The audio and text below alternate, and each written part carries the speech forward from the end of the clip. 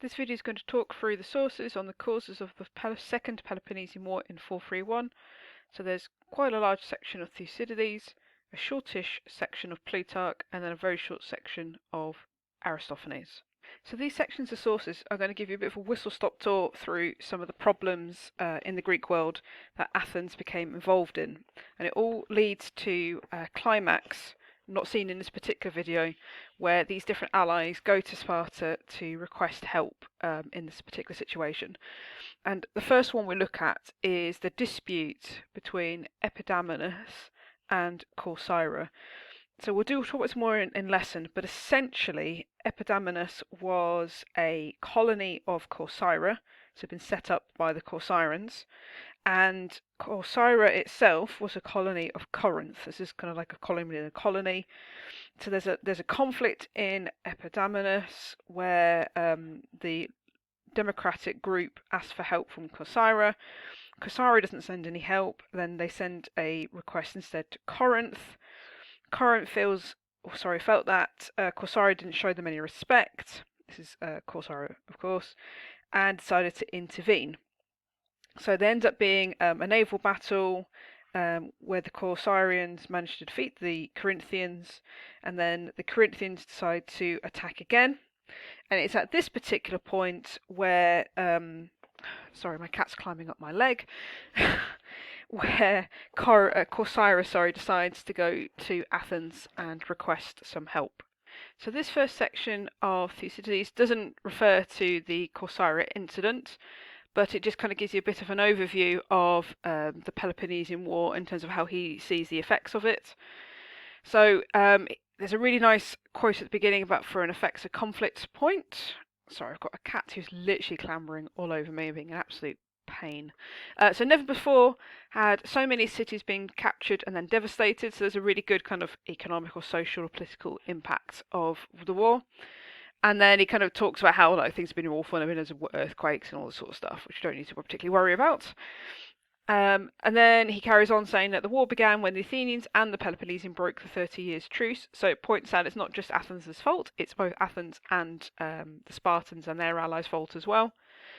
And he then, I said this in lesson, but he then points out what his kind of key hypothesis is for the rest of his book, which is what made war inevitable was the growth of Athenian power and the fear which this caused in Sparta. So he puts that as the key cause of conflict.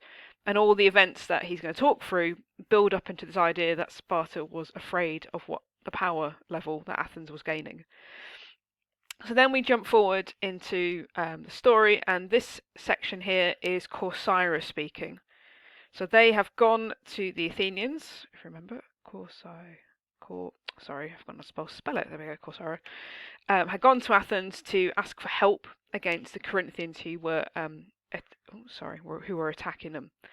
So the speech is obviously aimed to try and persuade the Athenians to join the war against Corinth. It's not about against Sparta, it's just about Corinth at this particular point. So they sort of claim that you will not be helping aggressors, but people who are the victims of aggression. Well, if you remember my kind of overview at the beginning point, Corcyra has a point here. It was Corinth who was attacking, and there's a little bit of kind of making the Athenians' ego a little bit more. It says, "We are, after you, the greatest naval power in Hellas." So the fact that Corcyra is a great naval power could be one of the reasons why Athens joins this particular alliance, because obviously Athens is constantly trying to build up its power. Well, if you've got another naval power wanting to join the alliance voluntarily, that could be very helpful for you in a war. It then says, you yourselves will be stronger than you were before, which reiterates that particular point. And then he keeps going on that point again. In the case of war, we should obviously be useful to you. Sparta's frightened of you and wants war, so that builds into what obviously Thucydides was arguing. Corinth is your enemy and also influential at Sparta. So if you want evidence about whether or not the allies were pushing for conflict, you've got an example here of Corcyra is quite clearly pushing Athens into conflict, but it's also inferring that Corinth itself is also influential at Sparta and causing conflict within that particular area. So Corinth has attacked us first in order to attack you afterwards. So these obviously are key reasons that they're giving for why Athens, sorry, my cat's trying to clamber on my laptop. why Athens should join this alliance together. We then, really annoyingly, from the specification, skip a section of the source. Sorry, I'm trying to force my cat to stop. Just get off, get off, get off. There we go. Apologies. You can't hear him, but he's being incredibly clingy, and I don't know why. Why are you being so annoying, Wilfred? Who knows? Anyway, sorry. Fascinating insight into my life at home. So then Corcyra continues. It's not a breach of your treaty with Sparta if you receive us into your alliance. So obviously we will talk through the first lesson after half term, the treaty, the truce between Athens and Sparta in more detail. It is within the reading week work. Any Hellenic state which is in its conditions free to ally itself whichever side it chooses. Fine. And then it kind of points out here that Corinth is basically able to find other ships and soldiers without any issues, so why can't you? So again, it's just reiterating exactly the same point that this first sentence points out. And then he carries on with this key argument. Your Corinth, no doubt, should be, if it were possible, to prevent anyone from having a navy at all. Next best thing is to have on your side the strongest navy that there is. So Athens does decide to join this alliance with Corcyra, and one of the key reasons is because of, well, the navy. Anyway, I'll come back to that in a second. So this is still in Athens. We then have a Corinthian embassy turns up to argue their particular case of why then Athens should or should not do whatever they're going to do. So it says the conduct of Corcyra has been both violent and grasping. Again, I'm not sure that's true, Corinth, but okay. And then he sort of talks about the treaty as well, though there may be a clause in the treaty stating that any city not included in the original is free to join. In fact, we will highlight that. So it is pointing out that obviously, if Corcyra wants to join the alliance, they're not breaking any peace treaty, because it is one of the terms. This cannot refer to cases where the object of joining an alliance is to injure other powers. So they're saying, they're only doing it to undermine us. So therefore it breaks the treaty. Well, actually, it doesn't break the treaty because it just pointed out that it doesn't break the treaty. You will not only be helping them, but making war on us. So if you help Corcyra, you're therefore attacking Corinth. Yeah, okay. I'm not sure. I'm not convinced by Corinth's argument. You may disagree. And it also points out that you have treaty obligations towards Corinth because of this treaty between Athens and Sparta and their allies, whereas you've never had a peace treaty with Corcyra. But they're allowed to join the alliance. It says it in the treaty, so I don't really see what Corinth's point is here. Samos revolted from you when the Peloponnesian states were divided on the question whether to help you or not. We were not one of those who voted against you. So when we obviously in the last video talked about the Samos revolt of 440, and the allies, went to Sparta to talk at the Congress of Sparta and decided to vote whether or not Athens had broken the peace treaty. Sparta wanted to vote to go to war because they believed they had, and interestingly, it was Corinth was one of the key places. He said, well, actually, no, it's the Athenian ally. It doesn't involve us. They can treat their allies however they want. And that's why war was not declared at that particular point. So this is what Corinth is pointing out: is we had the opportunity to go to war and we voted not to. So we said every power should have the right to control its own allies. So it's all saying, you haven't broken the treaty up until this point. If you do this, you will be undermining our position, which could be deemed as going against Corinth and breaking the treaty. Like I said, I'm not entirely sure this is true. You were short of warships when you were fighting Aegina, because remember Athens is always fighting Aegina. Corinth had helped and given you 20 ships. Then we prevented the Peloponnesian states from helping at Samos. So we've always been on your side, Athens. Why are you doing this to us? You should not ally with Corcyra because you have an alliance with us already. That takes precedence. And if you do this, you're sort of breaking the treaty, which they're not. But I kind of see at this particular point maybe what Corinth is trying to argue. So then Athens decides to listen to both sides and discuss this matter at two assemblies. So remember I said the Ecclesia is the centre of Athenian politics. This is where all decisions to do foreign policy are made. So they hear both sides of the argument. There's a discussion. They have two assembly meetings, and then they decide on entering some kind of alliance with Corcyra. And hang on a second. I'm just reading this bit again. So it's not a total alliance. It's about the navy, but it's a naval alliance basically. So the Athenians realised that if Corcyra required them to join in attack on Corinth, that would constitute a breach of their treaty with the Spartans. So this is not an aggressive alliance, this is a defensive alliance. Like I said, it's a naval alliance. So at this particular point, obviously the Corinth hears, they then take this place, basically just to stir things up, to be honest. And this is also makes the Corinthians the Corcyraeans pretty unhappy. So this whole episode, according to Thucydides, gave Corinth her first cause for war against Athens. The reason being that Athens had fought against her with Corcyra, although the peace treaty was still in force. So that is the first kind of example we can have about some of the Athenian behaviour and how this would have caused some conflicts. Obviously, it angered Corinth. We then move on to another place. This is all kind of going on in the same year. And then there is another dispute. So this one is over a place called Potidaea. It might be worth for some of these places looking at the Hellenic League map so you can see where these places are located, just have kind of a broad concept of the geography of this period. So Potidaea are colonies of Corinth, but they're allies of Athens, just to confuse you, and they pay tribute. According to Thucydides, Corinth was searching for some means of retaliation against Athens, and Athens knew that they were hated, and she starts to get a bit worried because Potidaea is a colony of Corinth. So they make some demands of Potidaea, pull down their fortifications, send hostages to Athens, and to banish their Corinthian magistrates, and they're not allowed to receive any more that are sent to replace them. And they do this because Athens fear that under the influence of Perdiccas and of Corinthians, Potidaea might be induced to revolt and might draw into the revolt other allied states in the Thracian area. So Perdiccas, this guy here, which is a brilliant name, is the king of Macedonia. Now, the king of Macedonia, Perdiccas in particular, he likes to stir things up. He likes to play off different Greek states against each other. And this is going to be one of these examples where he is doing that. So just be aware that he is a bit of a thorn in the Greek side. So they're worried about Potidaea. And they're worried that if Potidaea revolts, that might then might sort of inspire other allies to join suit and also revolt from Athens.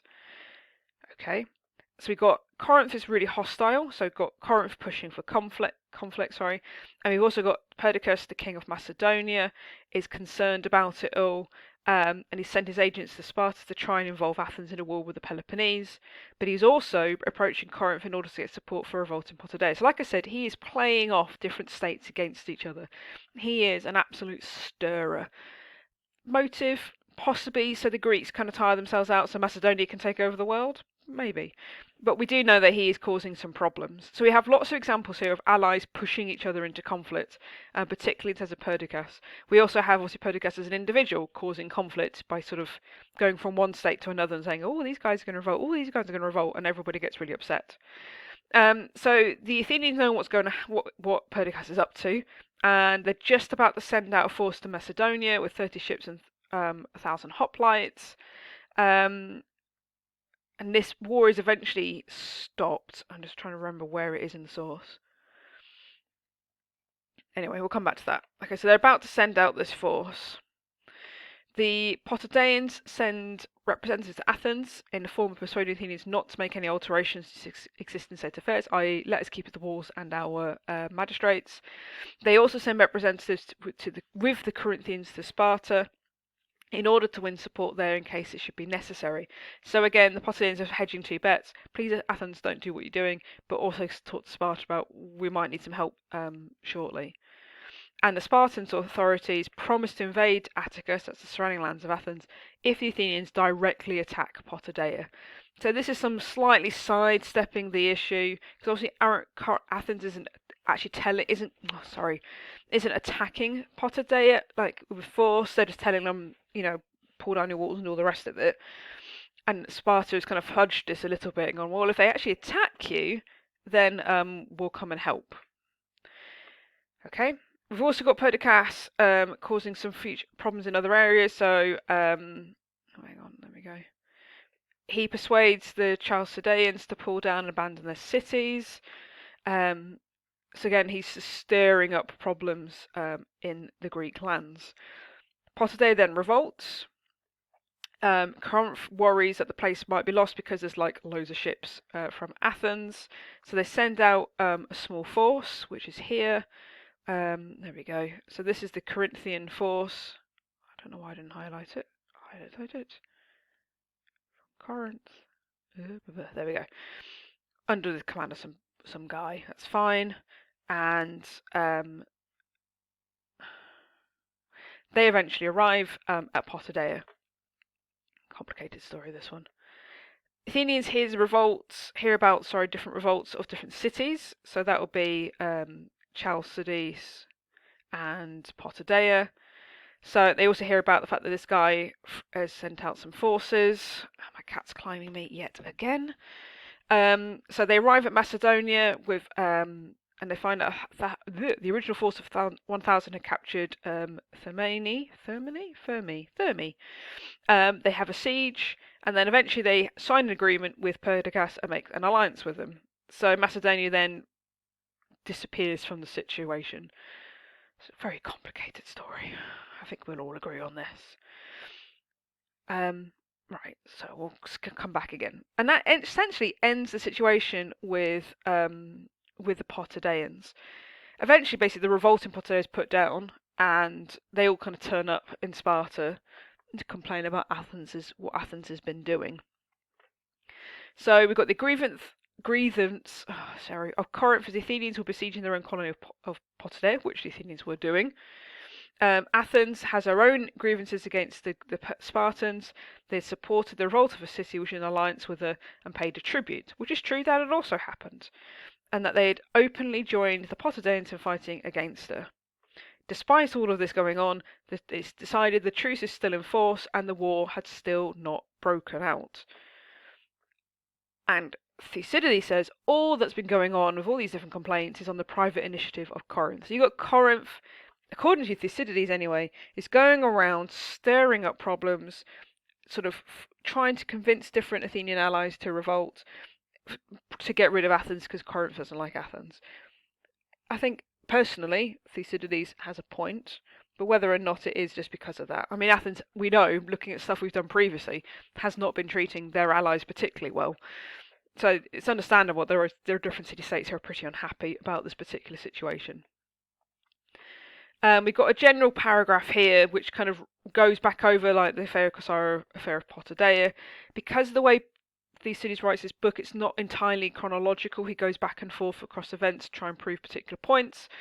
So this bit's got a couple of really nice kind of just sort of broad quotes we can use. So the Athenians made their empire more and more strong and greatly added to the power at home. So you can link into that the Corcyraean alliance.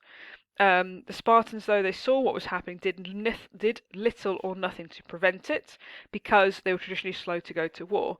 And it's argued that their reluctance to go to war is what kind of pushed Corinth into doing what they were doing, because Corinth was getting fed up with Sparta not reacting and saying, yeah, but the peace treaty's still in place, peace treaty's still in place. And that leads to this massive congress at Sparta and the outbreak of war, because basically the Spartan allies were just fed up with them not doing anything. Although Thucydides says that felt about the position to be no longer tolerable towards the end of 432. So hopefully you're following the general gist of what is going on. So if we just do a quick recap all the way back up here. So you've got Corcyra decides to join into a naval alliance with Athens. Corinth doesn't like it because it says that it undermines the Corinth's position. We then have Potidaea, who's a colony of Corinth, is forced to pull down the fortifications and send out the magistrates. This understandably annoys Corinth because it is their colony, and Athens ends up besieging Potidaea to deal with it because Potidaea had eventually gone into revolt, and they went into revolt because Perdiccas and a few others told them to do so. Perdiccas then changes sides because it's Perdiccas and joins the Athenian alliance instead. Everybody's pretty unhappy. Corinth in particular is really grumpy because everyone seems to be out to get Corinth. Then we have another example of another state having an issue. So now we have an issues with Megara and Aegina. So there's a couple of meetings that are going on in Sparta. And one of them, at one of the meetings, they send out an embassy to Athens to demand Athens should abandon their siege of Potidaea and should give Aegina her independence. And there's also this issue: if Athens would revoke the Megarian decree, which excluded the Megarians for all ports in the Athenian Empire, so if they got rid of this decree, then they wouldn't have war. So Megara, just to recap, had originally been in the Delian League, but during the course of the First Peloponnesian War, they left the Delian League and joined the Peloponnesian League. Now, Thucydides is going to go through, and Plutarch will go through, a couple of reasons why the Megarian decree was put into place, and then I will tell you what historians think is probably nearer the truth. So the Athenians say that they can't revoke the decree because Megara cultivated consecrated land. So they basically were farming land that was sacred, and they were cultivating land that did not belong to them. And they're also giving shelter to slaves that had escaped from Athens. So that is the official reason from the Athenians. Okay, keep that in mind, that's the proper reason. An embassy arrived with a Spartan ultimatum. So Athens is told, just revoke the decree or you're going to have consequences. The Athenians then held an assembly to debate the matter, so we've got more evidence about the assembly doing its job. And then we have Pericles, who we've met a few times now, comes and he gives a speech. So he says, I'm against making any concessions to the Peloponnesians, so don't want concessions to the Spartans. Remember, he'd been accused by the sources earlier on of sending money to Sparta, so whether he wasn't against making any concessions is debatable. And he says, we can't change our minds because it makes us look weak, is what essentially this bit's talking about. It was evidence before that Sparta was plotting against us. I'm not sure where Pericles is referring to for that. Now it's even more evident. It is laid down in the treaty that differences between us should be settled by arbitration, and that pending arbitration, each side should keep what it has. The Spartans have never once asked for arbitration, nor have they accepted our offers to submit to it. So he's saying, they are breaking the terms of the treaty of 446. We're asking for arbitration to deal with the situations. They're not doing it, and they're not even asking to go to arbitration themselves. So they are breaking the treaty. It's not our fault. They tell us what to do. So they tell us to abandon the siege of Potidaea, to give Aegina her independence, and to revoke the Megarian decree. They come to us with a proclamation that we must give the Greeks their freedom. And that shows you the power of the Athenian Empire, which is that quote can be used. But it also got maybe Sparta being a little bit difficult. So why does Pericles seem to care so much about this particular Megarian decree? Well, according to Plutarch, it's because he secretly had a private grudge against the Megarians. That's what it seems like, 'cause he's refusing to back down, and he's refusing to sort of treat them any fairly. So another part of the Megarian decree is any Megarians set foot on the soil of Attica, they should be punished with death, and that they should invade the Megarian lands twice each year after. So the Megarian decree has many different aspects of it. So there is a debate whether or not they should remove this decree, but everyone blames Pericles for the fact that it was not overturned. So we've got, again, an example of an individual possibly causing conflict because he would not remove the Megarian decree. There's a huge section here about his friend Phidias, who was a sculptor, and maybe he wasn't revoking it because Phidias had embezzled some money, and he's trying to sort of ensure that didn't come out. Anyway, it's a bit of a weird section. We then have a little bit from another source, called someone called Aristophanes. So Aristophanes is a satirical playwright. So he writes comedies which takes the mick out of current political situations. So if you've ever watched things like the new Splitting Image, I think it's called, puppet show that's been restarted. You've ever watched Mock the Week or Have I Got News for You? These are all, or even some Russell Howard stand-up. This is all satirical. So you're using current events in a comic way to make a wider political point. So this is the kind of comedy that Aristophanes writes. Won't give you the background of the play specifically, but he gives you yet another possible reason for why the Megarian decree was put in place. So some drunken young men from a party went off to Megara and kidnapped a prostitute.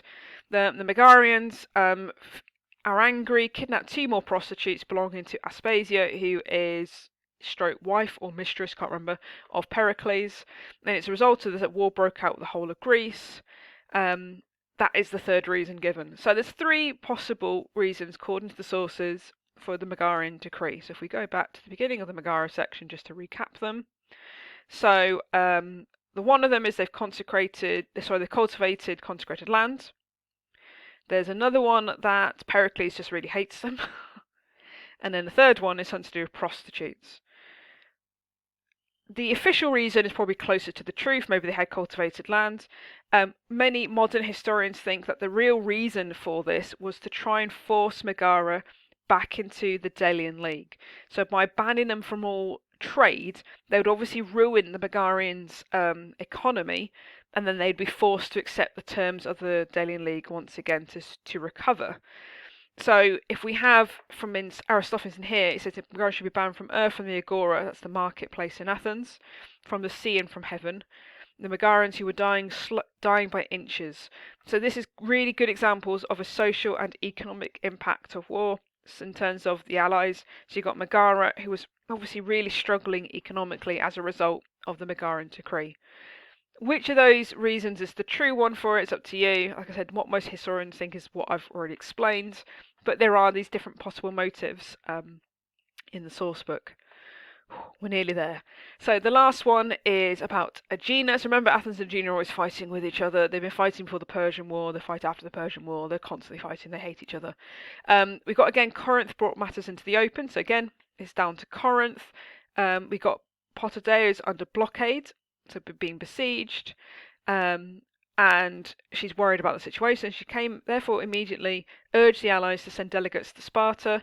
There, her own delegates valiantly attacked the Athenians for having broken the truce, which we've already covered previous sources. And the people of Aegina were on her side. But behind the scenes, they played a considerable part in fomenting the war, saying they'd not been given the independence promised them by the treaty. So Aegina basically accuses the Athenians of breaking the treaty of 446 as well. Either way, the Athenians are not behaving particularly well here. They are signing a naval alliance to threaten Corinth. They're attacking one of their own allies and besieging it for several years, well, several months, if not going to a couple of years. They're signing alliances with Macedonia. Obviously, Macedonia had been stirring the pot as well. Sorry, my cat just clawed my leg. And obviously there's the Megarian decree, which is obviously absolutely awful. So I'm not saying the Athenians are not to blame for the war, but I think there's a big evidence here as well that Corinth are very much seizing the opportunity to put pressure on Sparta in order to fight. So the Spartans issue an invitation to their allies and to anyone who have claimed to have suffered from the Athenian aggression, and then they hold what's called the Congress at Sparta and gave an opportunity for delegates to express their views. Many came forward with various complaints. In particular, we have delegates from Megara, and it gives you another quote on exactly the same stuff I mentioned as well. And then we've got the Corinthians are last to come forward and speak. And then they will give a speech. And that speech is in that section down here, which we'll go through in another source video. So a complicated part of this section A. I'm stumbling over my own words here. So we will obviously go through the First Peloponnesian War again, just to make sure it's all very clear. Then we'll look at this kind of interwar period and the peace treaty, and then we'll look at the causes of conflict in 431 in more detail and tie it all back together again.